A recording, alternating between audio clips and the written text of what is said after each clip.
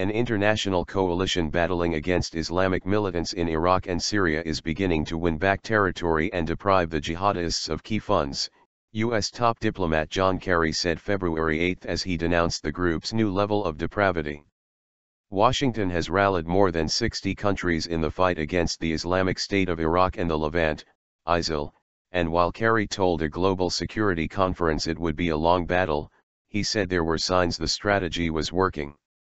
Since August there have been 2,000 airstrikes by the coalition, Kerry told the Munich Security Conference, saying it had helped to retake some 700 square kilometers in territory, or 1/5 of the area they had in their control. The U.S. Secretary of State did not specify whether the regained territory was in Iraq or Syria, but he added the coalition had deprived the militants of the use of 200 oil and gas facilities, disrupted their command structure, squeezed its finance and dispersed its personnel. We are forcing them to change tactics, Kerry insisted, pointing to the defeat of ISIL in the Syrian Kurdish town of Kobane. Together we drove Daesh out, he said, using the group's Arabic name.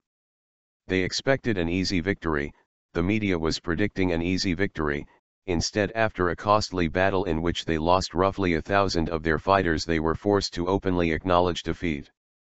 The coalition has been spurred to boost its action following the murder of a captured Jordanian pilot, who was said to have been burned alive in an iron cage, in an action which Kerry called a new level of depravity. Referring also to the December massacre of the children in a Peshawar school, in Pakistan, Kerry said, "Let me be clear, there are no grounds of history, ideology, psychology, politics, economics advantage or disadvantage or personal ambition that justify the murder of children, the kidnapping and rape of teenage girls, or the slaughter of unarmed civilians. These atrocities can never be rationalized. They can never be excused, they must be opposed with every fiber of our being. And they must be stopped. From the Sahel in Western Africa, to Boko Haram in Nigeria as well as the militants in Iraq and Syria," Kerry said that against this enemy, make no mistake, we are increasingly organizing and fighting back effectively. The world cannot and will not cower in the face of this extremism.